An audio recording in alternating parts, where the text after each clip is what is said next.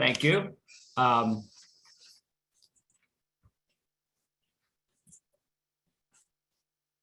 Welcome, everybody. This time we have a public hearing scheduled for ordinance O-21-7, an ordinance of the town of Chesapeake Beach to expand the admission and amusement tax for the town of Chesapeake Beach to include sports betting for Class A1, Class A2, Class B1, and Class B2 licenses. Is there anybody on the call that cares to provide public comment?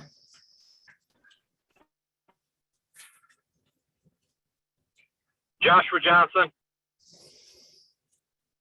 And your address, sir? Yes, Mayor, we would like to. 3814 26th Street. Thank you. And your comments, sir?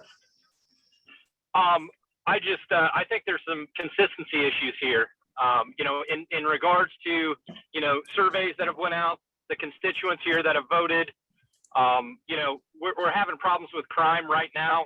The coalition, the Vacation Rental Coalition warned you about that with long-term rentals versus vacation rentals. 56% of the people affected in those areas directly said yes to vacation rentals. Here we have a situation. Excuse me, sir. Excuse me, sir. This is a public hearing on ordinance O-21-7. You have any comments on ordinance O-21-7? Yep. And to that point, 75% of the constituents said no to this. They said no to this, and yet you're having a hearing on this. So my point is there's a huge consistency issue.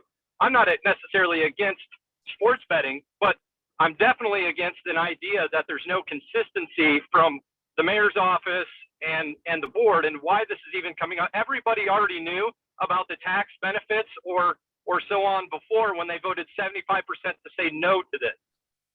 So you can legally say no to this because this is new legal gambling. It's new. You can legally say no. And I think, you have to listen to the voice or at least be consistent about what you're making decisions on. And I mean, this is DC politics at its finest. So I'm a little let down that we're even having this conversation. I guess that's all I had. And I think from the resounding sound of other individuals, I think they feel the same. I'm not going to speak for everybody, and I can't, but I think that the survey absolutely did. I appreciate your time. Thank you for your time, sir. Is there anybody else on the call that has a public comment? Mayor, hi. Yes, I do. And this is? My name is Mary Lanham. Hi, Mary. And your address? My home address is 12760 Lena Court in Dunkirk. I was born and raised in Chesapeake Beach, having lived there the first 35 years of my life here in town. Hi, my name is Wes Donovan. My home address is 2335. Excuse me, Wes. I'm going to take one comment at a time, and I believe that Mary identified herself first. Okay, we're together, so that's fine. So we're business owners of the Rod and Reel at 4160 North Avenue. We are the largest employer in town. We are also the largest taxpayer in town. It is important to recognize that Rod and Reel Resort offers more than just gaming entertainment. We offer overnight accommodations, dining, charter fishing, weddings, business events, and more.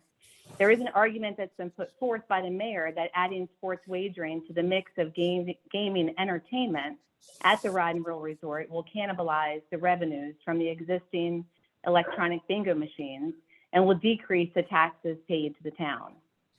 I have been involved in our bingo and gaming operations now for almost 40 years, and our analysis shows the exact opposite to be true. We project that that adding sports wagering will increase the revenues from the existing machines. This projection is supported by the data from the first month of sports wagering in Maryland. The gross play from the sports wagering in December was a very small fraction of the total gaming revenues, and yet the total revenues from all gaming in Maryland was the second highest in history. Based on this information, rather than cannibalizing the town's tax income from the electronic bingo machines, sports wagering will increase it. Offering sports wagering will add to the overall experience and be an added amenity for our guests, one that will bring very substantial tax benefits to the town of Chesapeake Beach and its citizens. This proposed new tax may inhibit sports wagering, thereby actually diminishing the intended effect of added revenue from the machines. An added tax could also keep us from being competitive in the industry. We would also like to comment on the statement made by the mayor that the town is burdened by the addition of sports wagering. The people we bring to town are the best ones to bring. They come here, they use state roads to get here. We provide the parking. They spend money at many of the businesses in town, and they go back home. Getting these guests to and from Chesapeake Beach is at no expense to the town. This sounds more like a great opportunity rather than a burden. Thank you for your time. Thank you. Did you care to add anything, Wesley? Nope, I'm good. Thank- Thank you, though. Thank you, sir. Is there any other public comment on this ordinance? In that case, is there a motion to adjourn the public hearing? Hello, this is John. I'm sorry, this is John Bacon. I'm at 8717 C Street. I'd like to make a comment. Hey, John, please do, sir. First off, I understand that the state has bypassed our wishes, and that's fine. That's the state's prerogative. I was wondering, did our delegate and our senator vote for that? Do you know? This is just public comment, John. I was wondering if they voted for that. I'd like to know because I would like to vote against them again. I can certainly speak to you after the meeting, but right now I'm just accepting public comment. Okay, my other comment is I support the ordinance 021-7 because it will bring in some more money for the town and hopefully that will reduce the property taxes. Thank you very much. Thank you, Mr. Bacon. Is there anybody else on the call? We did have a motion to adjourn, I believe, by Councilwoman Bodine. Is there a second? So moved. All in Second. favor? Aye. Aye. Thank you. And the public hearing is adjourned. Thank you for your comments, everybody. At this time, I guess we'll take a break until 7 o'clock and then we'll begin the regular town meeting. Thank you. Welcome, everybody, to the January 20th, 2022 Town Council meeting. Let me call to order. The entire Town Council and Mayor are present. At this time, we'll do the Pledge of Allegiance. Thank you. I pledge allegiance to the flag The flag of the United of the States United States of America. and to the republic The republic for which it stands, one nation, one nation, under under God, God, indivisible, indivisible, with with liberty and justice for all. Amen. Okay, thank you. Is there a motion to approve the agenda? Move to approve? Second. All in favor? Aye. Aye. And the ayes have it. At this time, is there any public comment on any item on the agenda? Hearing none. Approval of the minutes of the December 16th Town Council meeting. So moved. Second. All in favor? Aye. Aye. Okay. Approval of the January 11th, 2022 informational work session. Move to approve. Second. All in favor? Aye. Aye. And the ayes have it. At this time, we'll go to the town administrator's report. Is there anything you want to highlight, Holly, before we ask the council if they have any comments for you? Sure, I just have one item that's actually not on my report, but the Planning and Zoning Board, which I'm sure Larry will cover later on in this meeting, they have a revised hearing document that has been posted to the website this evening, so it is available on the planchesapeakemd.gov for view. And that is for their January 26th upcoming meeting. Okay. Starting with Peggy, do you have any questions or comments for Holly?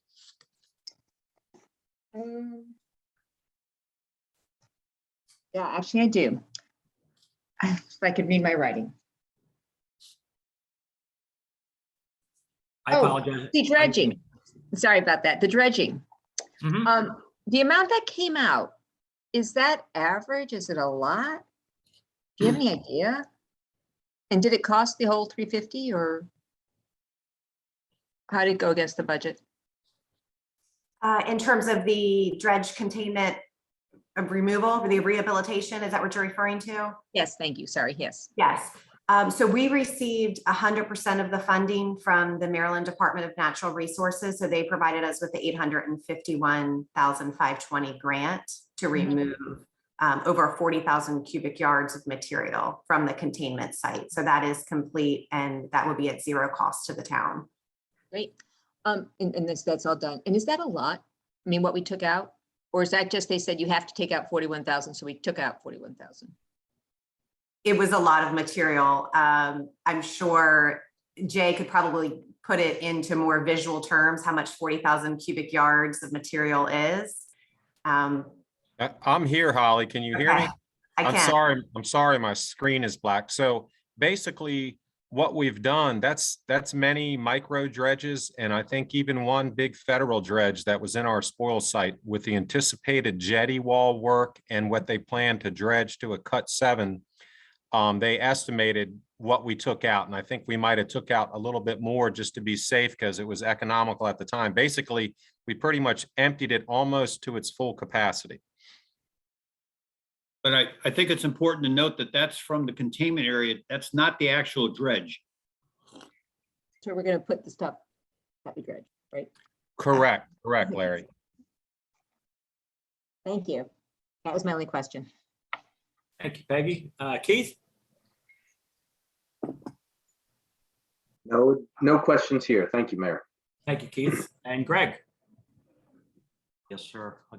Good evening, everybody.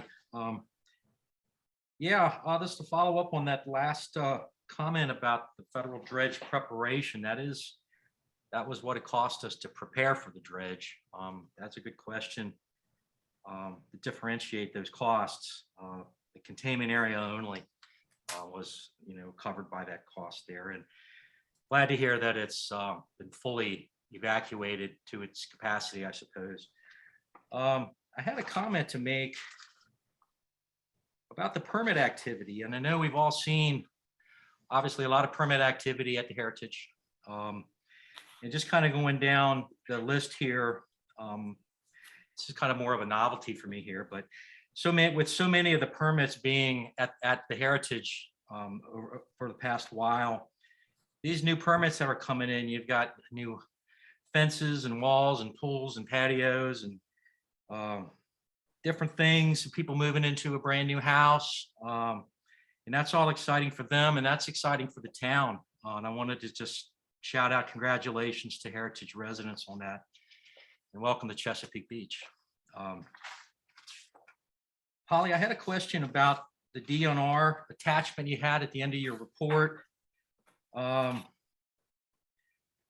see Senator Michael Jackson's name is on here as well as Mark Fisher.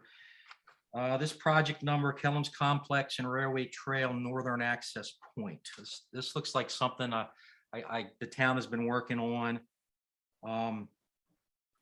The proposed changes for this it's my understanding from this paragraph you have in here that it's surrounding the trailhead to the Fishing Creek Boardwalk Trail. Is that right? It is opening up the northern point of Kellum's Field, so towards 26th Street. So it's providing an access point there that's currently not existing. Okay, that sounds like a good thing. Is all of the work, the proposed work on town property? None of it is like in an easement or, some kind All of town right of way? property. Yes. Yeah. That was my only comment. Thank you. Thank you, Greg. And Larry? A couple questions and comments. Under the Highlands Special Tax District, the public hearing was on December 14th. I was unable to join that. Any quick comments on the discussion during that? Yes, I've spoken with the Calvert County Department of Public Works. They have a list of many questions that have been requested of the citizens that they are working on providing detailed answers to. I've asked that we could receive a copy of that as soon as it's available. I'll make sure the council receives that, and I'll also post it on our website as well. Okay, thank you. Under the grants, it's happy to see we received $150,000 for various walkability improvements. I'm still hoping the town can obtain funding for the Jaworski walkway across the marsh connecting Horizons on the Bay and the Seagate developments someday. We'll see. And then my final question, sort of following up on Mr. Morris, any idea on how many lots are still available for development in the Heritage? I do not, but I can get you back that number. Thank you. That's all I have. Thank you. Thank you, Larry. And Charlie? Larry, I'm impressed with your presumption of the naming rights of the walkway. I just need two quick comments here. One is, I guess I misread this and assumed it was a typo because I'm sorry, Holly, I'm under the Highlands Public Sewer Connectivity hearing, and the way this is worded, it says that they will hold a public meeting on December 14th, and I made the assumption that the date was wrong. So that maybe tweak that wording a little bit. My question about that meeting is what was public attendance like? Like how many people from the Highlands actually showed up? That's what I'm waiting on with the meeting minutes. They have not provided that to the town yet. So as soon as I have it, I'll definitely, and you're correct. I had just updated, I think, the verbiage I had in here on the Highlands, but I'll definitely update that as that's a past meeting. Yeah, I'm not trying to be nitpicky. It's just I thought it was I thought the meeting was still coming up. So and then I'm also curious on the Kellums Field, you've got the town website noted for updates. And I'm just curious if we've had, I guess not really the time of year, but what have we seen in terms of people making use of the fields at all, other than, the usual suspects? We are having residents use the field, even as cold as it has been. Some are using it to jog, especially in the mornings, frisbee. Awesome. So yes, it is being used. That's good news. Thank you. Thank you, Charlie. Dr. Bodine. Hi, Holly. Hi. First things first, I think we should recognize your Calvert County Times interview. It was awesome. Well done, and we're lucky to have you. Thank you. On the dredge, I just want to make sure I understand. So we're cutting it to 7 feet in depth, and we're rehabbing the jetty wall on the south side. And so once again, I'll reiterate that I think both jetty walls need to be raised. And when we had that large flooding a few months back, I think it came into specific relief that we need to have them raised. Even better, I still think that, and I've said it before and I'll just keep saying it, that a re-engineering of those jetties, bringing them in, making them more parallel would help with the hydro flow through there. Possibly reducing the need to dredge the amount that we do dredge. So I'm just going to keep mentioning that there's no real question there. I do have one question. A few months back also, we were having ATVs back along the dredge spoil site, and that has completely ceased, right? That's correct. Okay, moving on. It kind of goes along with the Highlands Public Sewer Connectivity hearing. So we have no idea when the questions, answers, and meeting minutes will be provided, right? Whether it's going to be a week from now or a month from now, we have no idea when. I know they're working on it, but no, I do not have an estimated time. Okay. Also, just to note on town permit activity, it's very rare that we have a permit denied completely. Can you tell us what happened on that one? It's just rare. You don't often see it denied. I'm looking to find it. See if I can tell you now. If not, I can follow up with you. I can follow up with you on this one. Yeah, it's a rare occurrence on that report to see something actually denied. Usually we can work through whatever the issue might be. And finally, on the the chart of the funding for the projects, the orange chart.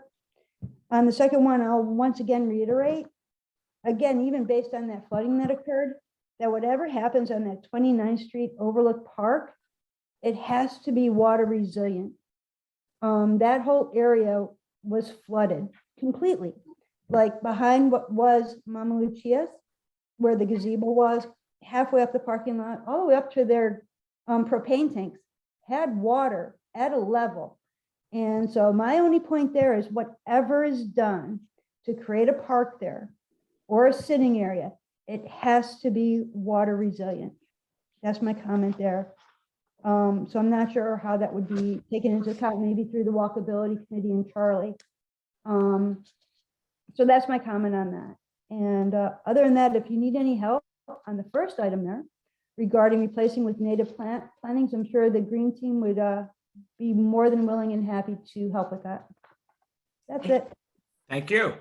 Next, Public Works report. We've read Jay's report.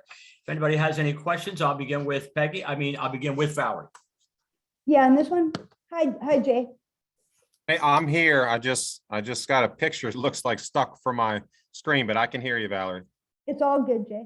First of all, once again, we said this at the work session, but I don't think it can be said enough. Thank you for everything you did regarding the snow removal during that snow event. You guys are awesome.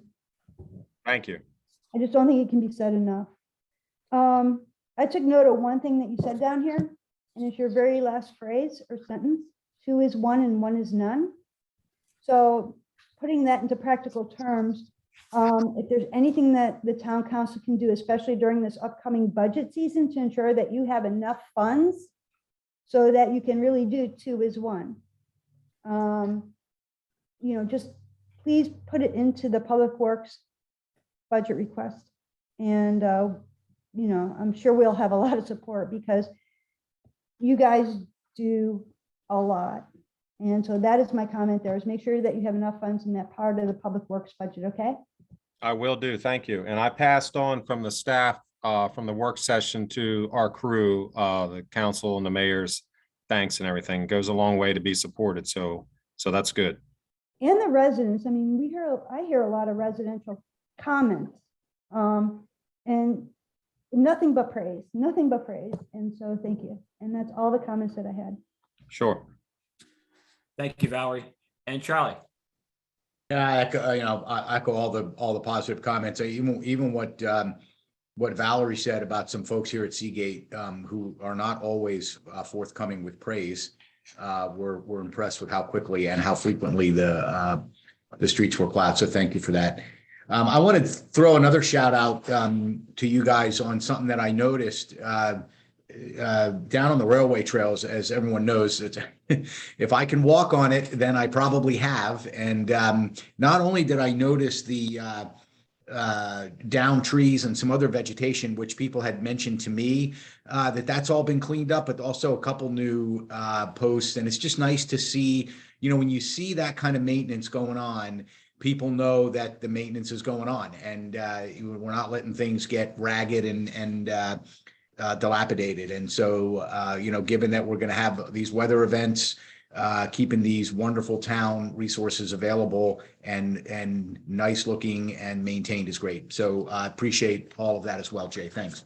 Nothing else from me. Thank you. Thank you, Charlie. And Larry.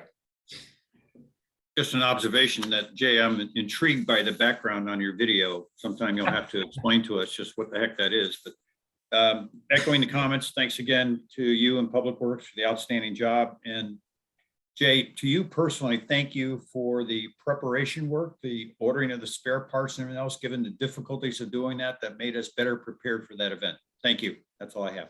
Thank you, Larry. And Mr. Morris. Yeah, just some comments. We know that Public Works does a good job. Glad to have Jay, his long tenure here. Any of the officers like that pay a lot of dividends with their long tenures. Regarding the snow event, earlier, I'd like to speak towards emergency preparedness in general, with discussions that are heating up and the befuddled faces regarding what are we going to do in the face of climate change and sea level rise. A couple of the things that are clearly and squarely in our control, or emergency preparedness and emergency cleanup after storms. So, that's something that we definitely want to keep that in mind moving forward in our planning. I wanted to comment on something that Jay said in here regarding supply chains. This isn't just a COVID matter, and I think COVID might have started some dominoes falling here, but I've been experiencing on my profession that the inflation has been incredible, an incredible opponent for many people in a lot of different ways. And this goes to additionally having supply chain issues. And we're not just talking interstate and trucks not able to get around, but barriers at between countries. We buy a lot of stuff and we trade with Canada and Mexico and things like that. And these affect the availability of product on our shelves for us to be stocked and to be prepared for emergencies. So following up behind Vice President Bodine, or I'm sorry, not Vice President anymore, but Dr. Bodine, that is, Councilwoman. 2 is 1 and 1 is none. That's a great phrase for emergency preparedness. And on that, I just want to emphasize, not just Jay's department, but municipal wide, we've got to raise and heighten our awareness of what emergency preparedness really is. Maybe we need to redefine that a little bit in the face of the coming decades. That's really all I had to say about it. Thanks, Jay, and thank your crew for doing a good job. Sure. Thank you, Greg. Thank you, sir. And Keith? Yeah, I can only echo all the positive things that's been said about Jay and his crew's work. And so I have no additional comments. Thank you again. Thank you, Thank you, Keith. sir. And Peggy? I have a couple of things. First of all, regarding the spare parts that you use, did you order new ones already? You said it was taking a long time. We have. So, Good. So to speak to what Greg was saying, it's not just a supply chain. I do think with COVID and people manufacturing, getting whoever they can as staff, I've already noticed some of the quality of the products that we get is not the same. And it goes on and on. You also call the same person that you always called that knew where everything was at. They're no longer at work. And the next person is kind of like, well, that's not my job. Everything out there in the field, if you've dealt with it, it's an insanity at a level. So believe me, if I can put my hands on 2 or 3 of them, it's not just that we have them, it's that they're available, and the price the next time you get them is going to go up. So these products have a long shelf life. And if I can put my hands on one, believe me, there's one on the shelf, because it's not a matter of if, it's just a matter of when we're going to need it. And it's a crazy world out there. I've never seen it in 16 years for the town, what we're going through. Fortunately, we pre-COVID and the way the council and the mayor and our budgets, we're fortunate to have a lot of spares for a lot of things. So we're in good shape. And believe me, I'm ordering what I can way ahead of the planned time we need it. Excellent. Thank you. Sure. Water meter and MXU. What's an MXU? The MXU, so the water meter, if you will, is like an odometer in a car. It's a spinning dial that counts water usage. The MXU is the radio unit that sends that signal. So when we drive around and do a reading, it's actually a radio read of that odometer, if you will. Okay. And then on the second page where you talk about the drains, the survey storm drains. Yes. If we know of a clogged storm drain, should we mention it? Or Sure. how do we mention it? Well, how do we mention it then? How do we tell you? If you know of one, you can always call me, but if you have it now, go ahead and mention it. Oh yeah, on Seagate. Okay.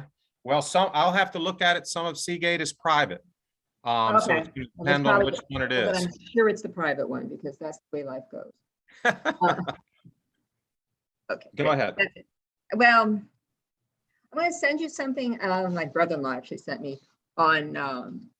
It's a device that closes storm drains when the water's coming in instead of going out.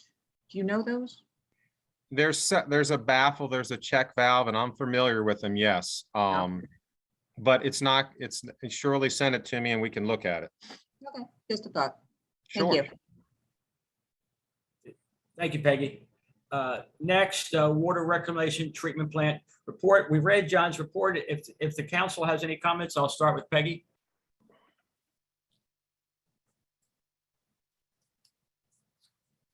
I don't, no. Okay, thank you. And Keith, No questions for John. Thank you. all right. And Greg?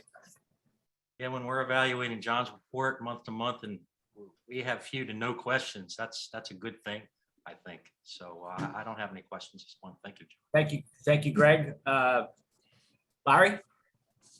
Two comments, one on the RFP for the filters and clarifier covers. I know it's not part of that project, but I'm still hopeful at some point the town will look at possibly installing some solar panels out there at the plant. And John, if I can do anything to help with that, please let me know. And then, as usual, I will congratulate you on the no SSOs or filter diversions during this month. Congratulations and thank you. Thank you. Before I go to Charlie, based on Mr. Morris's observation, Larry, has there ever been a meeting where you did not have a comment for John? It's part of my professional thing. It still carries forward here. We're glad it does. And Charlie? Yeah, following Larry on this order of questioning would be like me giving Jay advice on fishing. I have nothing further, but John, I did want to just put a bug in your ear. At some point, there was a discussion of council having an opportunity to tour the plant. I know you guys are busy, but I would still be interested in that opportunity should it come up. So I just put that out there again as a thing in the back of your mind. You know, some month when you're bored. So thank you. Okay, we'll look into it. Thank you, Charlie. And Valerie? Yeah, hi, John. Hello. I just have a few things real quick. The first one is where you see the paragraph where it says the WRTP had one budget purchase cost item between 5,000 and 10,000. Yes. And then the purchase was to IMAX for 12,000. So there's a discrepancy there. It's not between 5,000 and 10,000. Oh, yes, you did catch that. Yeah, this was over the $10,000 limit. And this was one of the items we brought to the council for their approval on it. Yeah, this was approved. Yeah, I remember. Just, I probably didn't even have to put that in there, to tell you the truth, because you've already put it. But I'll make a note of that. yeah, And maybe take it out because it just kind of read or change the wording or something because it makes it seem like the sentence above you're saying is between, and I know we voted on this. And so okay, that was my mistake. Oh, no, it's all good, man. No worries. And then I noticed kind of like, well, you know, so I read this through as a packet. And so after seeing Jay's comment about spare parts, I noticed in your future projects, you have inventory of priority spare parts. And so obviously, you know how the council feels about this. I'll speak for myself, you know how I feel about this. I think it's a great idea. And if you need, again, any sort of budgetary help for spare parts for the wastewater treatment plant, don't hesitate to ask, because I think that's really important. I'm really happy to see you doing that. Well, thank you for that. We have the budgets coming up and do have a couple of ideas I'm gonna bring up to Holly and Dale and everything to see if we can't work something into the budgets. But also I've noticed for the plant, we have a lot of high-tech electronical stuff. And Jay is definitely right about the parts and everything, how long it takes to get parts. So I found that we're going to go into an exchange program with a lot of the electronic companies so that we can get rebuilt stuff in within a week and then ship those parts back to them for them to rebuild at half the price, and we still get year warranties on it. So we're looking into all kinds of things that we can do to stock the inventory and to get parts that we need quicker. But that'll be brought up in the budgets this year coming up. That's Thank a you, John. really appreciated initiative. I think that's a really great idea. That's a good initiative. And that's Thank all I you. have, John. Thank you for all your work and with the guys out there. Well, thank you. Thank all. you. And thank you, John. Code enforcement report. We've read Connie's report. If we have any questions, I'll begin with Valerie. Give me 1 second. Mhm. One thing I'll say, Connie, is as I flip back through a few pages, I started putting check marks by all the zoning permit issues.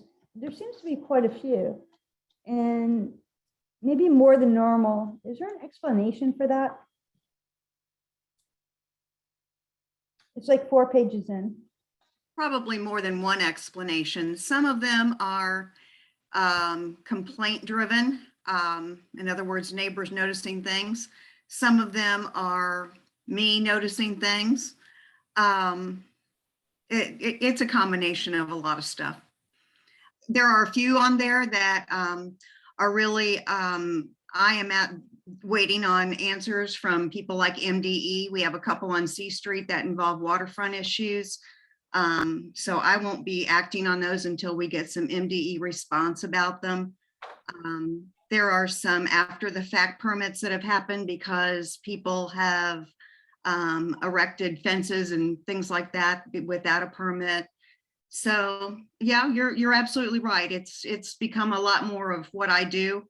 We don't have any tall grass right now. Yeah, it just seemed like a higher number than usual, enough to catch my eye at least, you know what I mean? So thank you for the explanation. I think it's more of maybe me shifting my focus a little bit this time of year, especially. Okay. Fair Thank enough. you. Thank you, Valerie. And Charlie. I have no additional questions for Connie. Thank you. Thank you. And Larry. Connie's only busy because she's watching the Chiefs too much.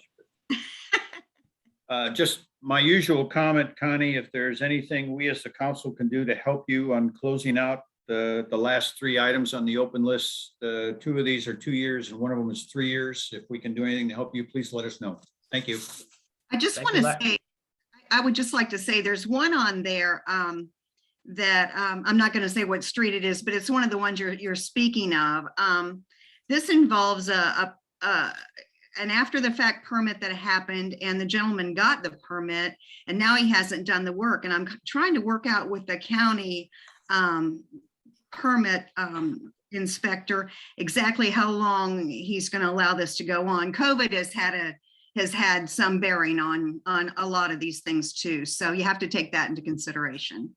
Okay. Thanks, Connie. Thank you. And Greg. Yeah. Good evening, Connie. Good evening. I was wondering, one of the violations you have listed, and this is a pretty clean looking report, I might add. The constructing an improvement within town right of way. Can you explain to us a little bit what's up with that? Are you speaking of, I believe the location is Bayview Hills? I'm not sure. I'm not looking at the report that gives the address. I believe that's the only one that I have like that right now. There's just one violation of it, so. that must A be- gentleman began constructing a retaining wall that did not require a county permit, but he should have obtained a town permit. And had he done that, he would have found out that the place where he began constructing it, where it commences, is actually in the town right of way. And he is being made to remove that part of it. And we're waiting for the after the fact permit to be issued right now. Well, so he's moving the portion that's on the town property, is that right? That's correct. I'm sure, most people are lay people when it comes to getting permits, and they feel maybe they're going to call the county. Does the county advise them to consult with the town? He didn't have to go to the county. He didn't need a county permit. Oh, he So just- I okay. don't think that he even ever went to the county. I think he did his own homework, Okay, read their code, and realized that his retaining wall did not require a county permit. So he just began his construction. and didn't realize he was in a municipality somehow. And Okay. exactly. And that happens a good bit, to be honest with you. Oh, I was just kind of wondering what was that about. And I know, Connie, I know you know this, I've said this before.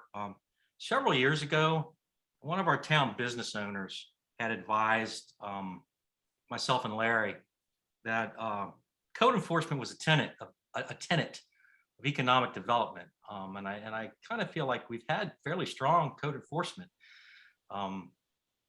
since I've been on council at least. And I know that plays into a lot of things in town. And so that's appreciated. Thanks. Thank you. I appreciate that. Thank you, Greg. And Keith. Yeah, good evening. Thanks, Mayor. I do have one question. It's about 3907 16th Street. I've heard conflicting residents give me conflicting information about what's happening there. I was wondering, just for the record, if you could tell me a little bit, or tell us a little bit of the background on that and where it stands. I'm trying to, are you speaking of the house that, are you speaking of a house that may be trying to obtain maybe a special exemption for a certain type of rental? It could be, yeah. I believe I'm sorry, I have so many different addresses, but without looking at Yeah. It's on page, well, it's, yeah. 4th page in. It says zoning permit required, open. And yeah. That's it. Okay. Actually, our town attorney is working with an organization. There's an organization that is attempting to use actually 2 homes in Chesapeake Beach for rental for special purposes. And I'd be glad to go into that with you offline if you'd like to talk. Sure, that'd be great. I just wanted to try to, get the record straight, because I've heard, different residents say different things, and I just was kind of like, okay, I just wanted to kind of get but it looks like it's being held up because they have to go through some zoning steps. That's absolutely correct. And I can tell you that at this point, they have not reached back out to our town attorney, who has spelled out what they are required to do. Okay. All right. Thank you very much. You're welcome. Thank you, Keith. And Peggy. I have no questions. Thank you. Okay, thank you. Thank you, Connie. You're welcome. And next, Town Treasurer's Report. We've read Dale's report. Peggy, I'll begin with you. I do have a question for this one. On the American Rescue Plans, when are the webinars? Are they in time for the budget? Like, is this something that would be considered with our town budget? Yeah, the Department of Treasury came out with something, Peggy, that's called the final rule. And it was basically some changes and updates to what they originally came out in terms of what municipalities could use the funds for. That webinar has been completed, and I am putting some information together based on the final rule, and then I'm going to meet with Holly and the mayor, and then bring it to town council. Okay, great. I'm glad we have money and time. And just a note, I got my W-2 already. Great. Yeah, all tax information W-2s were sent out this week, so everyone should be receiving them. Thank you. That's it. I got mine as well for the record. Keith? Yeah, thank you, Mayor. No, I just want to say I appreciate the report and looking forward to getting to the budgets in the upcoming months. So thank you. Thank you, Keith. And Greg? Yeah, Keith, always appreciate your efforts. This is a general comment for this body. Do we think that handling these budget responsibilities, as we normally do, and we're aggressive in handling them, I think we've done a good job since I've been on council at least. Do we think handling these budget responsibilities at this time of year, we're going to interfere with comprehensive plan progress on the council level? I want to let everybody reflect on that, because I know we haven't been talking about it for various reasons, I suppose, and I know they're coming, and I just don't want to be in an environment where we need to hurry up and rush and do something. So that's my comment for Keith. Thank you. thank you. Larry, The only comment I'll offer on the ARP, American Rescue Plan, based on a quick discussion I had with Holly earlier today, I reached out to Calvert County Economic Development to ask how the county was going to be utilizing these funds, and I'll share that information when I get it. That's all I got. Thank you. thank you, Larry. And Charlie, Just a very small note that I think this should read January 2022 at the top, and whatever, meaningless, but maybe update your template. The new year. Thank you. Thanks. Charlie, you're stealing Keith's job. Valerie, Yeah, hi, Dale. First of all, I'm really happy to see that we're going to be doing reconciliation. Are there going to be any shocks to our system regarding the reconciliation, or is everything pretty straight up? For the fiscal year 21 line overages? No. Correct. Yeah, there's no real surprises, and it'll be pretty straight up. Okay. Yeah, and just, so what this is we look back at fiscal year 21, and since that is an ordinance, a budget ordinance, we need to update it with any line item, since we now do line item budgeting that went over. And Right. so that's why you'll often see when we get a RFP or a request for funding of something, it'll often say this is within the budget, this was budgeted for. And so that's just what that is about. Regarding the American Rescue Plan funds, is that webinar for the final rule, is that available? Like, did they make a tape of it? They did, and there's a link to it. Yes. Could you provide that link to all of us? Okay. Oh, that'd be great. Thanks. Because what I'm interested in is, this is $2.9 million, and I'm interested in the nature of the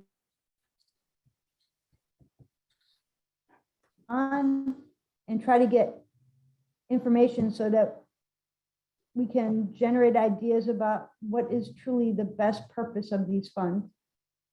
I think I've said before that one of the things is we might not need it, but we ought to probably consider making like the water park whole, because they were closed so much during that fiscal year for COVID. And so I'm interested in seeing what the restrictions are placed upon these.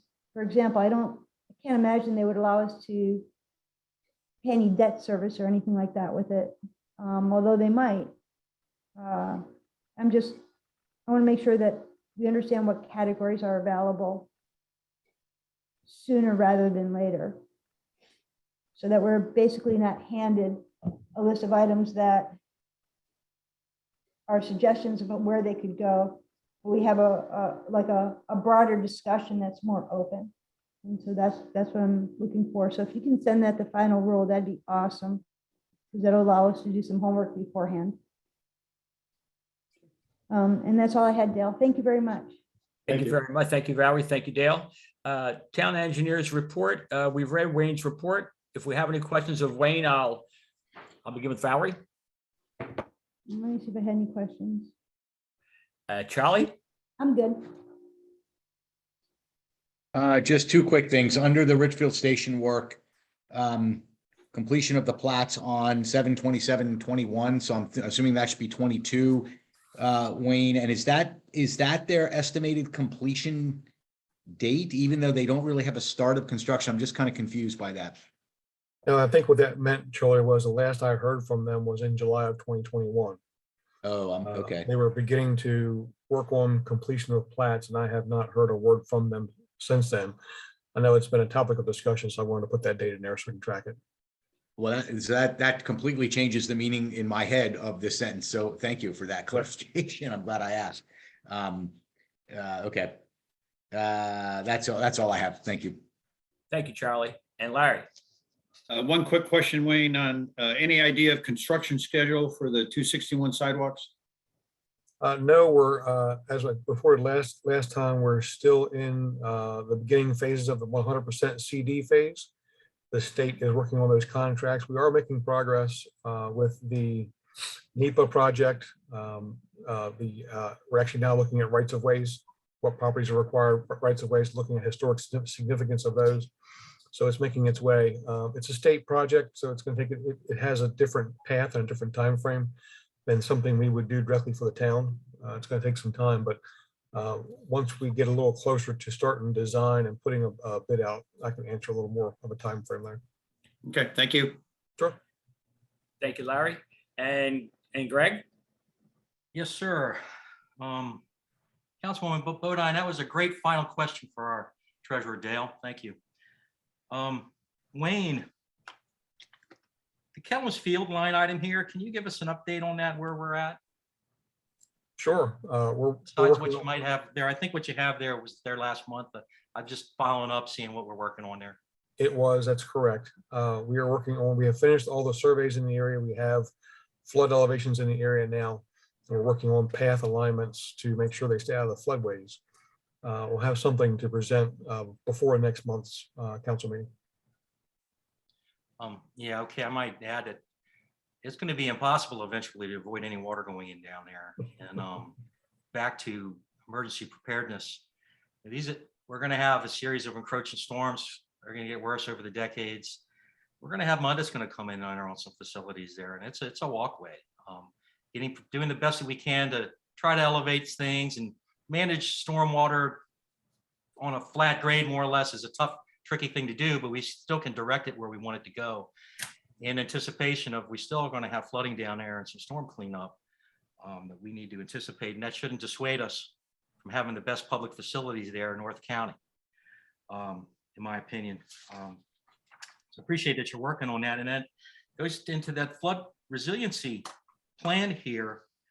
You said that you'd completed the survey for this, and I know that in the upcoming, in the council review of the comprehensive plan is going to include review of any climate change, sea level rise language.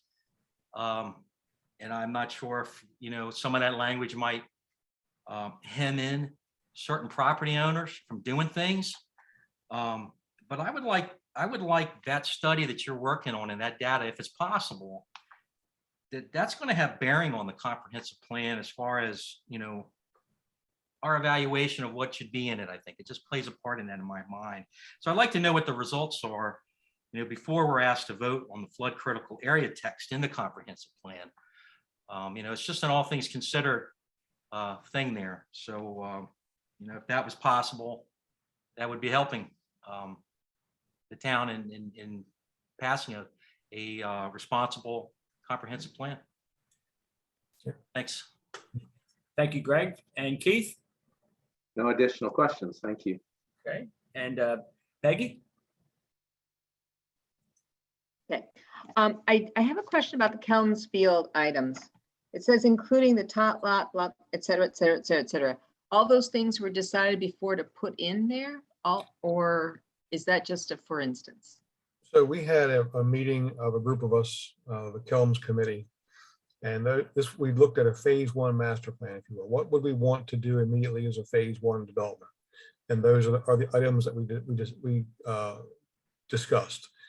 We've previously provided a conceptual plan for a new tot lot, which actually raises it out of the flood level. We also talked about senior exercise amenities, pickleball, tennis courts, and a walking trail.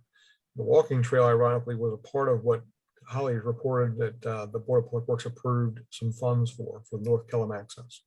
So it all kind of ties together with that same concept. All right, great. Well, I'm glad you raised the tot lot because they're short. Yeah. Thank you.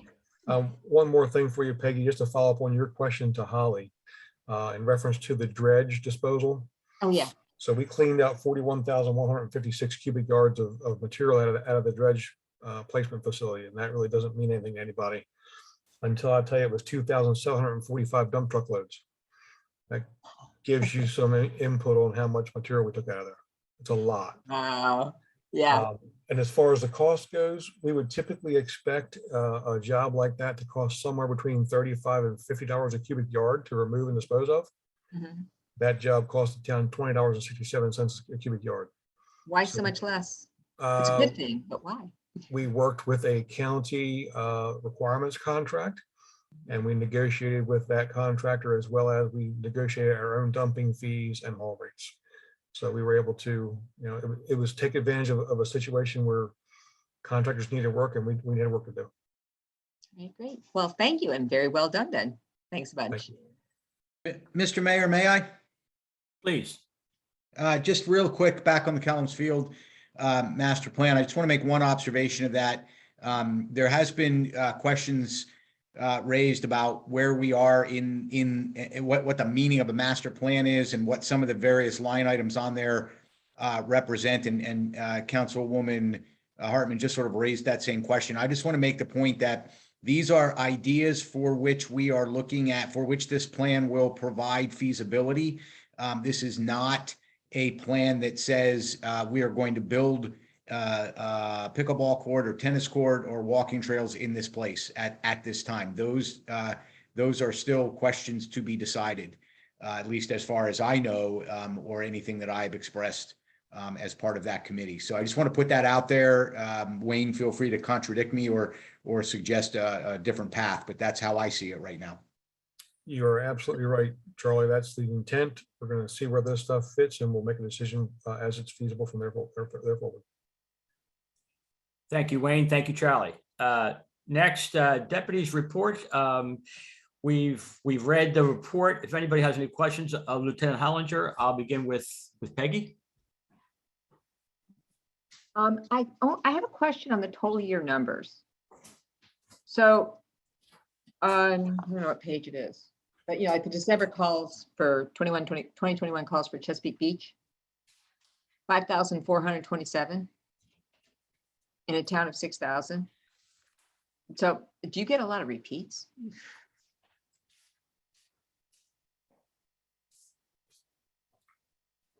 Oh, yes. Is Lieutenant Hollinger on the call, Holly? He is. Lieutenant Hollinger, you might be on mute if you're trying to speak. Oh, there we go. Yeah, I'm sorry. I was on mute. Yeah, many of those are patrol checks that we initiate, but we do get a lot of repeat calls, alarms, and such. But yeah, we've run. I think it was. I can't remember how many tens of thousands of patrol checks that we can do in a year. So I'm sure that's a large part of that number. And you're on mute, Peg. I didn't want to interrupt. I know. And North Beach is even worse. They have more calls than people. So good. Glad that's where they're coming from. Thank you. Thank you, Peggy. Keith. Yeah, one minor question on the first page under the second to the last bullet, assault. It says they assaulted Leo, L-E-O. Is that an acronym? Is that someone? Okay, what does that acronym stand for? Yeah, that's just an abbreviation for a law enforcement officer. So yeah, those individuals resisted arrest and assaulted our deputies. So yeah. Thank you very much. I hope no one was hurt and appreciate all of everyone's your fine. service. Thank All right, you. Great, thanks. Thank you, Keith. And Greg. Yeah, assaulting a law enforcement officer, that's a good way to not bring attention to yourself. Yes. And just another, it's not funny because I know the businesses struggle with theft all the time in a lot of different ways. There's a business on here where employee was increasing tips on a bill. I just haven't heard us doing such a thing before. That's interesting. I know y'all are doing a great job just following behind Councilwoman Hartman there. 97 calls were initiated by citizens and alarm companies, etc. I don't really know where that stands or falls, as far as feeling safer or not safer. I know for 20 years I've felt very, very safe in Calvert County, not just Chesapeake Beach. So thank you. Yeah, Councilman, I can tell you that everything I've ever heard from any sources that I've had, I've always heard that Calvert County is the safest county in Maryland, and I really firmly believe that. So I find crime to be very low. So, you know, many of those calls for service are 911 accidentals, pocket dials, things like that, alarms. So actual serious incidents are exceedingly rare. I know that on this level, we don't ever deal, politics, party affiliation just doesn't come into play. We know that Calvert County is a little bit of a Republican stronghold. And I've heard recently that the state's gerrymandering practices are going to continue, and that there's going to be North County carved out more in the Democratic, pulled into a Democratic stronghold. And it's just something for us to consider on administration level and the funding level. And it's a good question for the county sheriff, just interested in how those dynamics could affect, this thing that we're talking about, being safe here in the county. Something to think about. Thank you, Lieutenant. Yes, sir. Thank you. Thank you, Greg. Larry? Just a comment on the earlier discussion, looking at the report of that 5,427 total calls for the year, 3,222 of them were patrol checks. So that's just an indication of where the bulk of the work was. And then I know you're in your cruiser there, Lieutenant, so you might not be able to answer this, but it'd be interesting at some point whether there are any trends in the various categories that we should be aware of and concerned about. So when you have a chance, if you could let us know that, I'd appreciate it. And then just as always, thank you for your service and be safe. Yep. Thank you, sir. Will do. Thank you, Larry. And Charlie? Yeah, no additional questions, and thank you for your service. Thank you, sir. Valerie? Hi, Lieutenant. It's great to have you here. Thank you for coming. On this report, I noticed something that is rather bothersome, and maybe you can just like warn our residents, if you will, or whatever language you want to use. Under fraud, there was a female met a male online, and then you go under sex offense, and a female met an unknown male via WhatsApp. So this brings into specific relief the danger of the internet and social media and the problems that can ensue. So seeing that this is a public meeting that oftentimes our residents will listen to, if you could give them a warning about internet usage, it would probably be appreciated. Yeah, absolutely, Councilwoman. I mean, it is a public space. It's like, people sit at home and do activities online, but to me, it's the same as being out in public, and the same dangers are there. Whether it's, in this case, a sexual assault, but I think even more common than that are just frauds. People just being defrauded online is probably much more common. But yeah, there's a lot of dangers that are online that didn't used to exist before, the information age. So it's definitely something to look out for. Yeah, and thank you for your public service announcement. It's really appreciated. I mean, the thought of meeting up with someone when you only know their first name through the internet is rather frightening. So thank you very much for your service, and thank you for your public service announcement. Thank you, Thank you, Council. Valerie, and thank you, Lieutenant, as well. North Beach Volunteer Fire Department, we've read the report. As always, if we have any questions, please funnel them through Larry. Mr. Mayor, may I make a comment? Please, sir. I just want to add to the report for those who will be listening into this. The Sportsman's Bash is back this year, AKA Gun Bash, and it's scheduled for Saturday, March 12th. So hopefully everyone will turn out for that. Thank you. Thank you, sir. Next, we have the Mayor's report.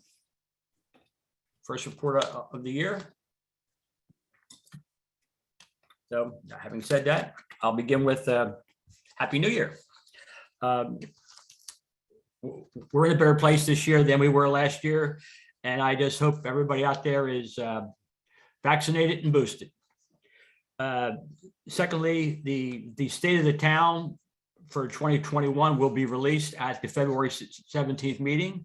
I believe we will all be impressed and happy with the great job and the many accomplishments of the town council and staff during 21 while we were battling a world pandemic. Next, if you look at the town administrator's report, you'll see mention of $851,000 in grants from DNR, Maryland agency, for dredging.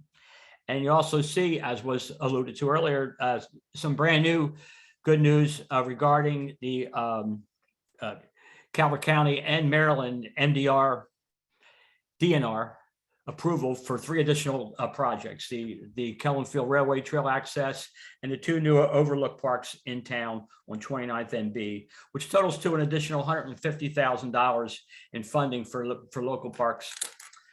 So, this is $1 million in grants awarded to Chesapeake Beach. And I believe it's the result of this town council, the town administrator, and the entire staff forging a good relationship with the state of Maryland and Calvert County. Chesapeake Beach has a stellar reputation both in Annapolis and Prince Frederick.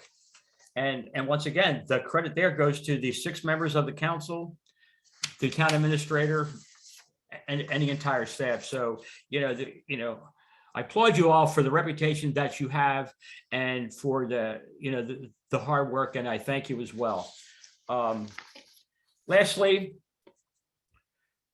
I want to wish everybody a happy St. Valentine's Day, because as we'll meet next day after that special day. And I want to wish a special happy birthday to Valerie, who appropriately enough was born on Valentine's Day. So I can't think of a better way to end my mayor's report. So thank you. Next, vote on ordinance O-21-7, an ordinance of the town council of Chesapeake Beach to expand the A&A tax for the town council of Chesapeake Beach to include sports betting for class A1, A2, B1, and B2 licenses. Just gonna sort of go over a timeline for everybody. As we know, in November of 2020, the citizens via a referendum voted in opposition to expand gambling in town, table games, sports gambling, by a 2-to-1 margin. The town council then carried out the will of the people and passed ordinances prohibiting such expanded gambling in town. Last year, about 10 months ago, the state of Maryland preempted the town and allowed a sports gambling license for 1 brick and mortar establishment in town. The state did, however, leave room for the town to tax these sports gambling revenues. Reasonable estimates are that the town could very well see a 25% decrease in our A&A tax revenues if we don't take the appropriate action. So we introduced ordinance O-21-7 to expand the A&A tax for class A1, A2, B1, and B2 sports gambling licenses, basically the brick and mortars. This would apply to any and all brick and mortar establishments in town.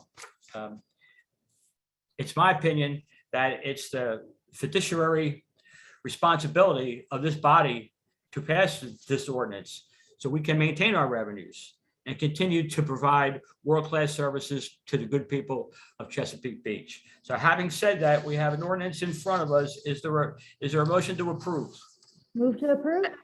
Is there a second? Second. We have a second. I'll begin comment on the council with Valerie and then work my way around. My comment is this, is that I think the mayor laid out the sequence of events quite well. There was a referendum. That referendum was overwhelming in not supporting expanded gambling in Chesapeake Beach, including sports gaming. Then we passed an ordinance doing our due diligence, saying that we don't want this activity in town. Then the state came by and said, we're gonna go over your authority with our authority and say that you can have sports gaming and that we can approve licenses at the state level. So I want the residents to know that as a town council, we took action based upon the results of the referendum. Then we were overridden through the authority of the state. So there was nothing we could do. And then I'll say, if it's going to be here, then is not sports gambling part of admissions and amusements? I would argue yes. It's the same thing, so why ought it not to be taxed? I would like to see the tax actually more than just 1/2 of 1%, which is what it is. 1/2 of 1%. So I will be voting in favor of this. I would vote for a higher rate. And know that we took the actions that we could to support what the residents wanted overwhelmingly. And were overruled by the state. So if we're gonna have it and it's an amusement, then it ought to be taxed that way. And that's my comment. Thank you, Valerie. And Charlie? Yeah, just very briefly, what are we not doing? What are we doing and what are we not doing? What we are not doing is approving any expanded gambling. That was done over our heads. What are we doing? Capitalizing on tax revenue that would otherwise be lost, given the hand we've been dealt. Thank you, Charlie. And Larry? Yeah, I find myself a little bit torn here. Two thoughts. One is I was impressed by the referendum on the overwhelming majority of the voters opposing any expanded gambling.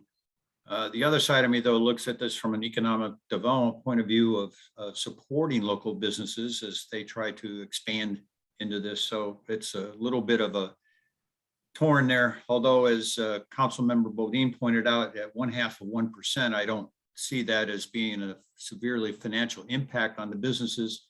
And I do think that we owe it to our residents/voters to find some finances from this to hopefully lower tax rates in other categories. Thank you. Thank you, Larry. Mr. Morris?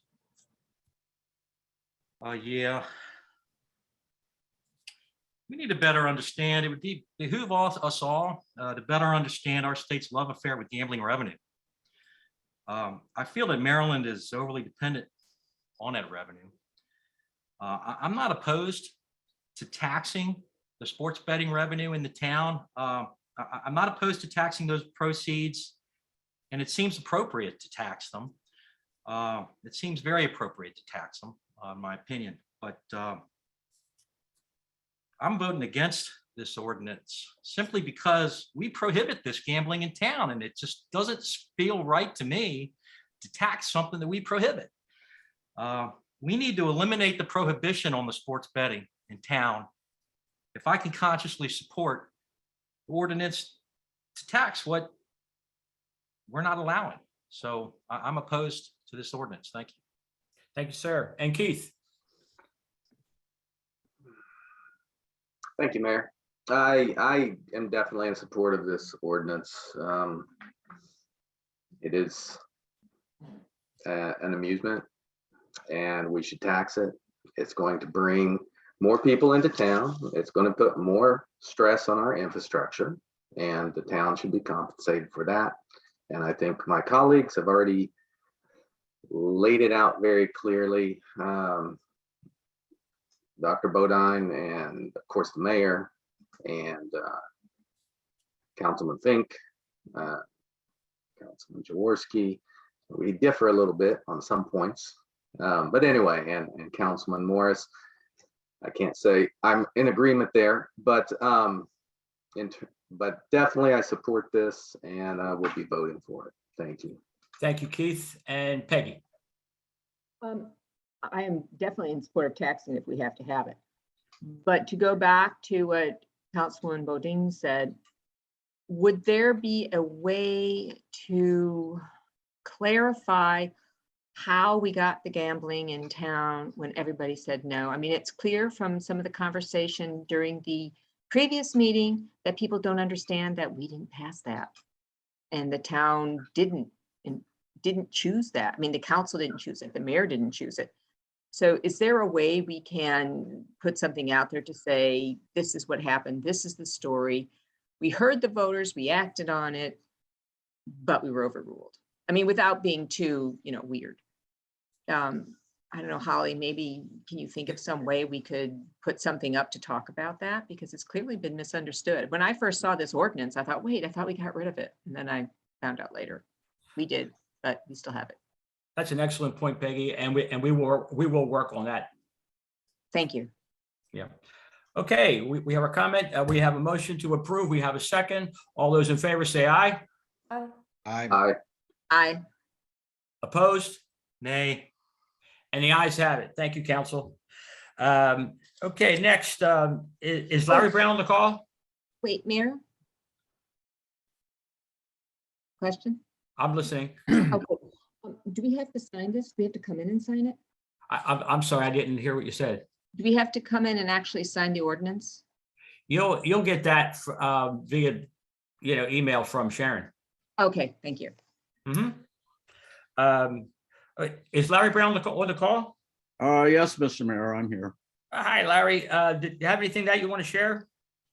Oh, Happy New Year to everybody. Thank you. I believe we are getting close to completing the comprehensive plan work. We have, I think Holly mentioned at the beginning that we've added a resolution to the website which would approve the comprehensive plan. If the commission approves it, that would be considered at the next meeting. We have still a number of questions that we want to verify, that various commissioners want to verify before they vote yes. So I can't guarantee it's going to be approved at the next meeting, but we are certainly making progress towards that. Well, thank you, sir. I appreciate that. Board of Appeals, no hearing held. Sidewalks, John Bacon, you still on the call, sir? I'm here. Okay. Anything you want to share, John? Yes, it's been a quiet month for Sidewalks until this morning. And this morning, we learned that we have been invited to participate with the Calvert County school system in the manufacture of reef balls at 7 of the northern Calvert County elementary schools. So our volunteers will be working with school children to make a lot, and I think it's probably 15 to 20 per school, reef balls. In addition, a lot of those reef balls will be coming to Chesapeake Beach so that we can continue to stock our reef, the Old Rock Reef, with reef balls. And we're going to take some of those reef balls and create them to spat on reef ball as we put them into the bay. So it was pretty exciting this morning to hear about all of this that's going to happen starting on the 6th of April. Thank you. Thank you, John. Climate Change Advisory Group, Larry. Thank you. The town's flooding and sea level rise work group is moving forward with the flood resilience plan funded by the $75,000 grant from Maryland DNR. The effort is being led by the town administrator, Holly Wall, and our director of planning, Chris Jakubiak. First step is the creation of a steering committee to oversee the effort.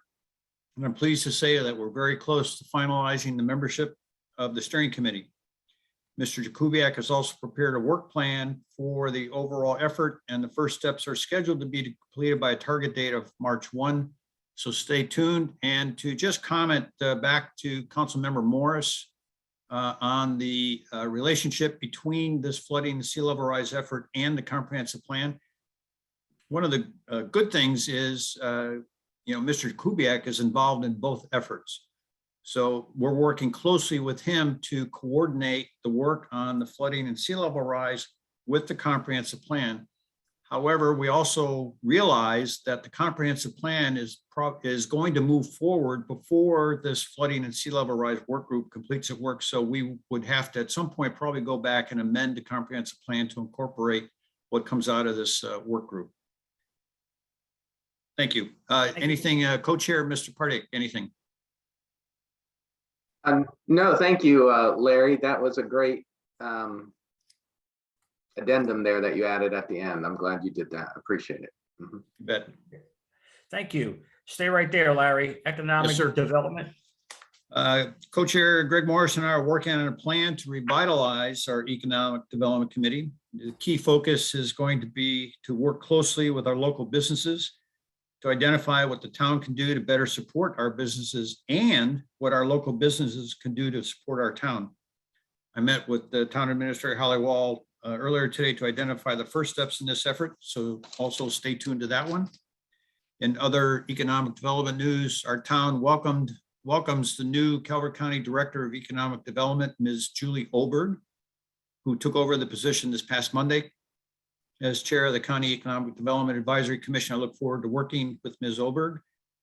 And I represented the town in a couple of recent virtual meetings. The Maryland Economic Development Association held their winter conference on January 13th, in which we heard presentations by various business leadership groups and keynote address by State Lieutenant Governor Boyd Rutherford, sorry. And yesterday, January 19th, I participated in the Maryland Chamber of Commerce Meet the State Conference. This meeting included panel discussions by numerous members of the state Senate and House of Delegates on initiatives that will be taken up in this current legislative session affecting businesses in our state. Co-chair, Mr. Morris, anything to add? Yeah, Larry, thanks. You mentioned we were looking to revitalize economic development. It's a little bit difficult in this town with so many curbs up and so many limits on what should be discussed and what's allowed to be discussed in a way. But one thing that seemed pretty clear to me over the last couple of years, and it's just, me and Larry brainstorming where we can actually affect something. Public safety may be a tenet of economic development. And I think one of the things that we're going to look at doing is just trying to get message out, not just to local residents, but particularly to all the businesses in town, to either continue their safe practices, having hand sanitizer easily available when people are up and about.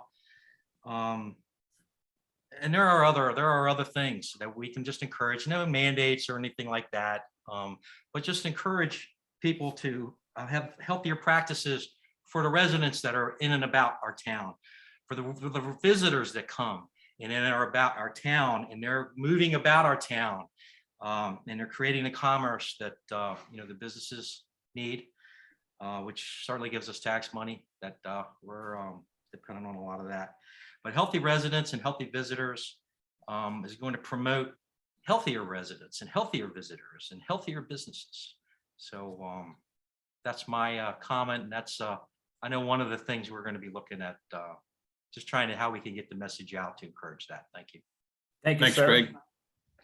Green team, Barry. Oh, yes, thank you. Just a few announcements. The biggest one is in March 5th, 10 o'clock at the Northeast Community Center. We're doing another collaborative effort with Calvert County Parks and Rec. And it's Sam Drogi's going to be speaking on saving native bees. Your yard, your garden, your community can plant a difference. And he's quite engaging as speaker. So that's Saturday, March 5th at 10 a.m. at the Northeast Community Center in cooperation with the Calvert County Parks and Rec. That'll be Sam, and we're starting to work on the advertising. And so we will be reaching out to the local schools, the Chesapeake Beach and North Beach Garden Club, and Baywise, Master Gardeners, You'll also start seeing it in the email blast. I think it might have already come out in the email blast. So that's quite exciting. Also, we had another English ivy removal event, invasive species at Bayfront Park. So that's good, and hopefully we'll be planning another one. And our next meeting is January 27th, 6:30 at the town hall. So that's January 27th, 6:30 at the town hall. Look forward to having you all join us. Thank you. Kellam's revitalization, Councilman Morris. Sure, thank you, Mr. Mayor. It looks like the town's working on improving access to and from the area up there. That might be more in alignment with the walkable community committee on some things that they have planned there. That's certainly an improvement for that area up there, and it's forward thinking. Messick and Associates, our town civil engineering firm, and I like Wayne a lot. Working on phase 1 master plan, which includes some flood resiliency plan. Councilman Fink, do you have something you wanted to add?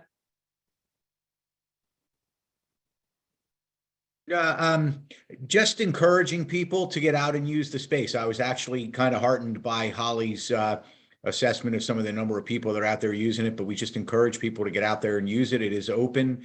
I know it's not necessarily the time of year, but you know, getting out there and using it is going to help you inform us when we move beyond the phase 1 kind of feasibility part of what we're able to do in that space, and get a lot of good feedback on what we want to do with it. Thanks. Thank you, sir. Follow up, Mr. Mayor. Yes, yes, sir. Thank you. I meant to note that it looks like the town has 6 cameras now installed up there. And that seems like a good thing. And so we're planning with today's technology. These costs for these type of infrastructure items have come down a lot. And maybe it's going to be a unique way to watch some future Bucks games. So I just wanted to mention that there are cameras that are online now up there. Thank you. Thank you. Keith, Twin Beach opioid abuse awareness. Thank you, Mr. Mayor. So we had a committee meeting on January 4th, and the main topic of discussion was the upcoming Health and Wellness Fair. I'd ask you to save the date. May 14th is what we've landed on to hold that. And so right now we're still in the formulating stage. We have a commitment from the Calvert County Health Department to hold a 5K walk run on that day as kind of an anchor event. So we're coordinating that, and they'll be providing a DJ with music for that.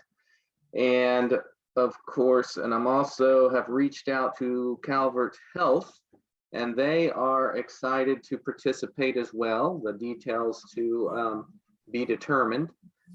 And so, you know, that's going to be what we're working on over the next couple of months. I've also been coordinating with the Councilman Fink on activities that the walkable community may want to sponsor as part or related to this. So hopefully we'll have more to talk about on that at a later time. And you're going to be hearing more on that. So anyway, just as a reminder, we held our first one back in March of 2020. Right before COVID hit, and we weren't able to do it last year. Looking forward to doing it this year. This is going to be an outdoor event. And so more to come. And then a couple other things here. Just wanted to make a few announcements. The Calvert County Health Department is sponsoring several events over the upcoming months. The first is happening in February 17th from 6 to 8 p.m. It's going to be a virtual workshop on anti-stigma training for anyone that's interested. That is posted on the town's website. If you want to participate in that. They're also going to be hosting another anti-stigma event on March 23rd from 6 to 8 at the Northeast Community Center. And that is going to be, there's going to be a presentation by Dr. Fuller, who we've heard from before, and then a question and answer session with a panel of experts, peer recovery support person, parent who's been affected by addiction in their family or directly, someone from the mobile crisis team, someone from the sheriff's office, someone from Calvert Health, Dr. Fuller, and there may be one or two others, but there'll be more coming on that. So let's see, what else do we have going on? Finally, I'd just like to, point out, with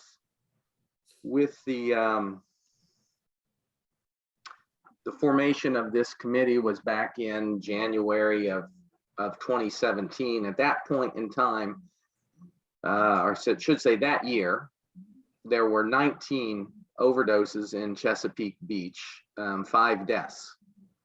And didn't get much better in 2018 with 18 overdoses and 5 deaths. But since then, it's been steadily declining. 12 overdoses in 2019 with 1 death. Unfortunately, I don't have the 2020 information in front of me right now, but you all have the sheriff's report for the totals for the year. And this year there were 9 non-fatal overdoses and unfortunately still 1 death. But and of course 1 death is always too many deaths. But I'm really pleased by the general trend that we've been going, and it's kind of bucking the trend that's happening nationally in terms of there's been an increase actually in overdoses during COVID. So anyway, just wanted to share that, and just to let you know, of course, keeping this awareness going about this issue is very important. There are still people who are suffering from it mightily, and the purpose of this health fair, and I've mentioned this before, is really to kind of help reduce stigma as well as get this word out. Rather than just having an event that's only about opioid abuse awareness, we want to have an event that everybody can go to, that there's something about health and wellness that anyone can get, and we'll also have information about the opioid awareness and recovery options and that kind of thing. So people hopefully will start to accept a little bit more that it is a medical issue, not a moral issue. So anyway, thank you. I think that's all I have for today. Thank you, Keith. And Charlie, Walkable Community Advisory Group. Yeah, thank you. I want to petition the council to reorder abandon the alphabetical list so the Walkable Committee does not always give the report last. I apologize. I know we've all been here a long time. Just a couple items I want to update you on because we do have a lot going on. First of all, I want to thank Councilman Pardick for including us and giving us an opportunity to get some activity going at that health fair. So there'll be more on that to come. We're talking about doing some possibly scanning waypoints so that people can track steps and register that they walked on the boardwalk or that they went down to Brownies Beach, whatever it might be. So there should be some good things that come out of that. And I appreciate Keith including us on that. We have a whole lot of projects going on. So I'm just going to run through them at a high level. We are actively working on our wayfaring project. We're working with a local graphic artist. Her name is Amanda Yoslo. We've seen some preliminary designs. And she will be bringing a round of designs to our next meeting. More on the details of our next meeting as I wrap up. We're very excited about that. Crosswalks owned and managed by the town. We're working with Jay and Public Works to provide better markings on those. I'm hoping we're going to be able to tie those in a little bit to the wayfaring logos and designs. I think that's TBD in terms of cost. We are working on preserving a 200-acre plot parcel of land, coordinating with Richfield Station to preserve that and be able to use it as a nature preserve and a bird watching location. More to come on that. We have a handful of pocket parks that we are actively working on. And in fact, we're going to leverage some work with an outside design firm, most likely RK&K, who did some work for the Walkable Committee with our master plan that we produced. We are also working to review some proposed improvements to walkability within the 29th Street area that's also used as parking right now, or has been used as parking traditionally, and that will lead to a pocket park at that location. So we're working with BAYA, the new owners of that property. And to Councilwoman Bodine's point, we are working with RK&K, and they are well aware of the flood prone nature of that space, and that will absolutely be considered as we work on designs for that. Lastly, we are considering taking the initiative ourselves on a feasibility study for the Horizon Seagate connection on the east side of 261, aka the Jaworski Memorial walkway. There's more detail on that to come, but we hope to have a plan for that to present to council in coming meetings. I'm going to stop there. There are some other items that we're working on. What I would just encourage folks who are interested to come to our meeting Monday night, the 24th of January. It's also on the town calendar. Zoom links are there. It will be a remote meeting. Would love to see more people there. And I'll stop there. Thank you. Thank you, Charlie. Next, no unfinished business. New business, town council to consider the reappointment of Ingrid Lamb to the Ethics Commission. Is there a motion to approve? Move to To approve. approve. Second. Okay. Any discussion? I'll begin with Valerie. I'll just say that I've had the absolute pleasure of serving with Ingrid on town council previously. She's been a very good member of ethics. And she is an absolute pleasure to know. And so it's my honor to be able to vote for her. Thank you. Charlie? I will certainly be voting yes. Larry? I will be voting yes. And Greg? I too know Ingrid as an exceptional individual. Her and some of the other members there on ethics, were really all the ethics members I've ever known. They work hard, being impartial and trying to, be an independent third party in a way, in observing ethics and helping to insulate this town moving forward, having stronger ethics policies. So I'm absolutely in support and really glad she's looking to continue. Thanks. Thank you, Greg. Keith? Yeah, I think Ingrid has been doing a great job on the Ethics Commission, and I certainly support her Thank you. reappointment. Thank you. And Peggy? Just delighted that she wants to continue. Amen to that. Okay, well, we have a motion and a second. All those in favor say aye. Aye. Aye. And the ayes have it. Next, town council to consider canceling the August 2022 town council meeting for summer break. Is there a motion to approve? So Motion. moved. Is there a second? Or y'all want to share that second? I'll second. Okay. If we have a motion and a second, I'll begin any discussion if necessary with Peggy. No, I think it's a good idea. Thank you. Keith? Nothing to add over what I said at the work session. Thank you. All righty. Greg? Yeah, as I mentioned at the work session, I know we've canceled that official town council meeting the past couple of years, I think. And looking back, I don't see where it's really affected much that's been put on the council agenda, at least. But I'm going to vote against eliminating it on the simple basis of, well, our town charter asks that we have a monthly meeting. And at that particular meeting, council meeting, with this full body is in attendance here, that is one of the best opportunities for the public to address council as a whole. And I think that's the main reason I'd be opposed to canceling that. I understand quality of life with our staff and things of that sort. And again, I haven't seen in the review mirror where it's really affected operations much, at least as far as what council has been tasked to do. But I'm leery of eliminating 1 in 12 yearly opportunities for the general public to engage as council as a whole. So I'm opposed. Thank you. Thank you, sir. And Larry? I'll support the motion only under the understanding that if something comes up, we will reschedule for an August meeting. Thank you. That's correct. And Charlie? Nothing additional to add. Okay, thank you. And Valerie?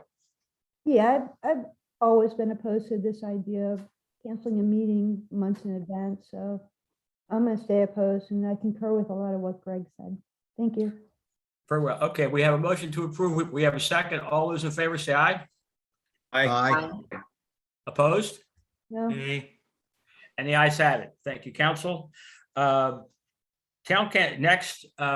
council to consider moving the June 16th town meeting to June 9th due to a conflict with the Maryland Municipal League Conference. Is there a motion to approve? Move to approve. Second. Okay, any discussion would begin with Valerie. move to approve. Okay, Charlie, Good idea. Larry, No comments. Greg? Yes, sir. Just an observation. I'm in support of moving the date. I did check the town charter before the meeting on this. And if we were to postpone the date a week, I think we would be in conflict with the charter. I think the charter requires us to, if we're pushing the date back, it's got to be 21 days or beyond, the original scheduled date. But there's no language governing moving it up. I wouldn't necessarily be opposed to it anyway. So I'm in support. Thanks. Thank you. And Keith? For it. And Peggy? Sounds good to me. Very well. All in favor, say aye. Aye. Aye. Opposed? And the ayes have it. Okay, next we have town council to consider authorizing a change order in the amount of $15,000 to K&K Painting to complete interior wet area clean out of the Richfield Station water tower and authorizing the town administrator to approve interior patching in the amount not to exceed $40,000. Is there a motion to approve? Motion to approve. Is there a second? I'll second. Okay, we have a motion to approve and a second. Any discussion? I'll begin with Peggy. No, sounds good. Keith? No, nothing to add. Thank you. Greg? Yeah, we went through the numbers and we did discuss during the work session. It makes sense to move forward with this as recommended. Thank you. Thank you. And Larry? No comments, questions. Charlie? Jay said it must be done. And in the absence of me climbing the tower myself, which I'm not opposed to, I trust Jay. Thank you, Charlie. And Valerie? Yeah, so as discussed at the work session, no questions. Okay, very good. We have a motion and a second. All those in favor say aye. Aye. Aye.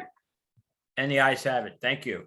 Town council to consider authorizing an expenditure for snow and ice removal in the amount of $11,602.50 to Windmill Farms. Is there a motion to approve?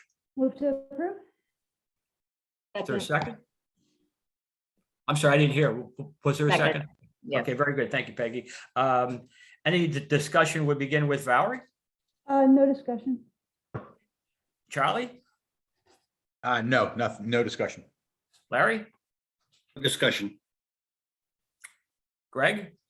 Referencing the discussion that happened at the work session. It's well handled. Appreciate the effort on everybody there. In favor. Thank you. Thank you. And Keith? No discussion. And Peggy? No discussion. Very good. All in favor, say aye. Aye. Aye. And the ayes have it. At this time, I'll ask, is there anybody in the public that has any public comment? Hearing none, I'll move to the council lightning round and begin with Peggy. Hello, I'm oh. Mary Pollard. And I'm sorry, greetings. I'll go back. Hold on a second. We do have a public comment. Would you please identify yourself and your address? Yes, I was trying to do that, Mayor. Thank you. Thank I'm you. Miriam Pollard, and I live at 7750 C Street, Chesapeake Beach in Chesapeake Station. And I did want to say thank you and Happy New Year to everyone. There a few moments ago, there was a meeting that was going to be, I think, rescheduled or canceled in August. And I just would like to call the vote. I'm not in there. So, you know, you did say you're, I don't know if you're going on, I know you can probably see people and see their mouths and whatnot. I can't. So I just want to call that vote if I could. And if I'm out of order, I decline. Well, given technology, obviously this is a public, it's a public comment period, not one for me to respond to your comment. Given the virtual, situation, I can tell you that it was 4 in favor and 2 opposed. You can read in the minutes who voted what. Any other? Thank you so much. Any other public comment? Thank you so much. Very well. No, I did want to thank you. I did want to thank you for the work you did to acknowledge that we did not want the gaming, but I guess I would want to go a whole % or 2% in terms of taxation. But I'll end my comments there and thank you. Thank you for your public comment. Is there any other public comment this evening? Okay, hearing none, and I want to thank that last woman for her public comment. Council lightning round, I'll begin with Peggy. Okay, thanks. Well, great meeting tonight. Sounds lots of stuff going through. Are we planning in 2022 to have any in-person meetings?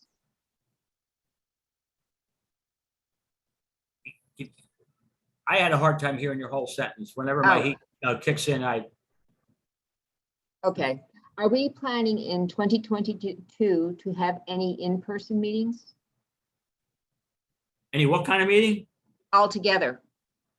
In person? Oh, you mean in person? I'm sorry, in-person meeting. Given the, I have to answer that with, I don't know. Obviously, I can tell you for a fact that, the town administrator watches these numbers probably hourly, and we get an update on where we are with the pandemic. I look forward to nothing being better than meeting with everybody in town hall. I can't tell you how much I'm looking forward to it, but we'll just see how things go from a public safety standpoint. Yep, absolutely. And I don't want to rush into it. I was just curious if something had already been thought of. Yes, that's my thought process. Thank you. Keith? Thank you, Mayor. I just want to wish everyone the best in 2022. And one thing I didn't cover when I was talking about the Health and Wellness Fair is that, certainly would love to hear ideas from anyone who's listening or listens to this later about what they would like to see at a Health and Wellness Fair here in the town. If, feel free to reach out to me via email or give me a call. I didn't consult with you, Holly, before, but I want to say you can contact, Town Hall and Holly if you have ideas as well. Hope that's okay.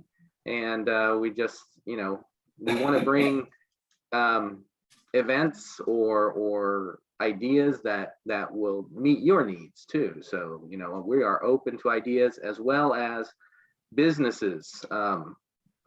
We would love to have local business participation, especially if it's in the theme of health and wellness. Welcome ideas from businesses as well. So thank you. Thank you, Keith. Greg? Yeah, good evening, everybody.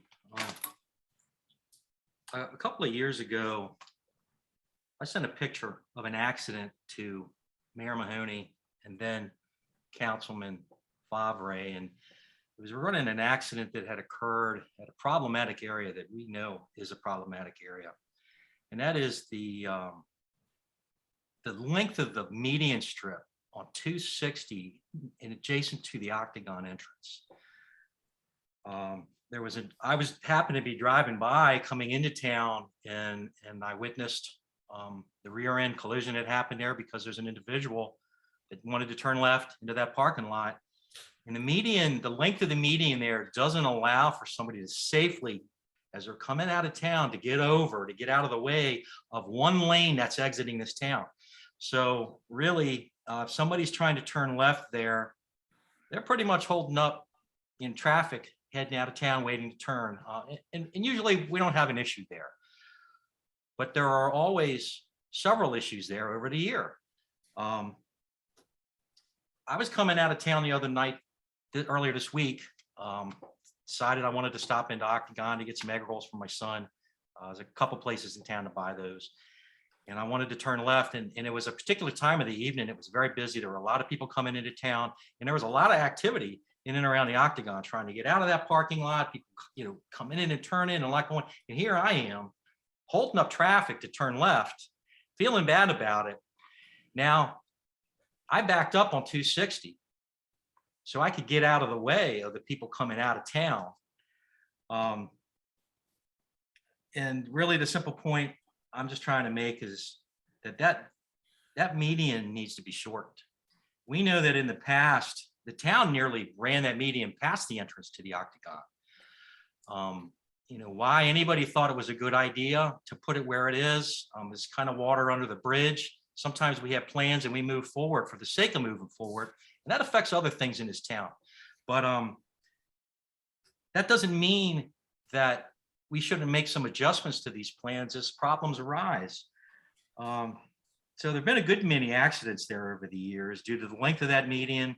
And I'm just wondering why the town hasn't seemed to have done anything towards fixing it and amending that. I know that on the heels of the picture that I sent to the mayor and Derek, it was discussed that we could maybe wait to roll that change into something that was bigger. And I can get on board with that to a limited extent. There's some buying power, or however, getting state highways attention on some things. And we know that when state highway wants to do something, they can just come in and roll and make it happen. We've seen that with the sidewalk changes and the ADA changes along 260. They happened like overnight. So I know that state highway can act if they really want to. And I think it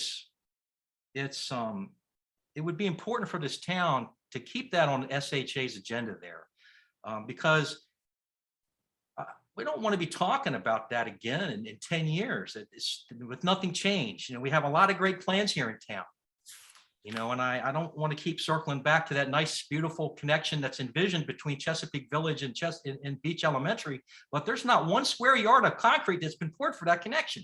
And I know that's 5 years in the making, and we're working on the design still. And there's a lot of moving parts, and I appreciate trying to get funding for all of that and all the stuff that goes into that. And it's not to diminish any of the walkable communities effort. They've pretty much done their job as far as that's concerned. But that's not the focus. What I'm trying to say is that if we're not careful and prudent in certain areas, we're going to wake up in 10 years and none of this is going to have happened. We're not going to have these changes that are needed. So I respectfully request, the leadership in this town to try to get this on the agenda sooner rather than later. And it's important. I know that the owners of that business would be super duper grateful for that. And they may be more favorable to people putting their political signs in their yard next session. So please, can we look at trying to get that on the radar to shorten the length of that median, please? Thank you. Thank you. Larry. I'll keep my lightning round comments short. It's been a long meeting. I just want to thank the over 20 participants beyond the council members who are still on the call. Thank you for staying with us. Good night, everyone. Thank you, Larry. Charlie. I was going to make a couple of comments. They were mostly lighthearted. I'm going to change that. And just very quickly, I want to call out Keith Pardick and the work that he has done with the opioid awareness committee. And I've said this to him in person. And I actually lost a nephew to opioid addiction / overdose. And, Keith took this committee from zero in 2017. And when he cited those numbers and the reduction and the fact that we are bucking the trend, I think that I can't think of a better way to spend my lightning round than to tip my hat to Keith. Happy New Year. Thank you, Charlie. No truer words were ever spoken. And lastly, Valerie. Yeah, I had some comments, but yeah, I agree with Charlie. I think Keith deserves a recognition for the effort that he's put in since 2017 on that topic. And I'll just say that I look forward to working with all of you in 2022, and I look forward to a really productive year. You are a pleasure to work with, and Keith, you're doing great work. Thank you, Valerie. Is there a motion to adjourn? Move to adjourn. Second? Second. All in favor, say aye. Aye. And the ayes have it. Everybody. Have Good a night, fascinating everybody. January. Next Hey, month, everyone. trade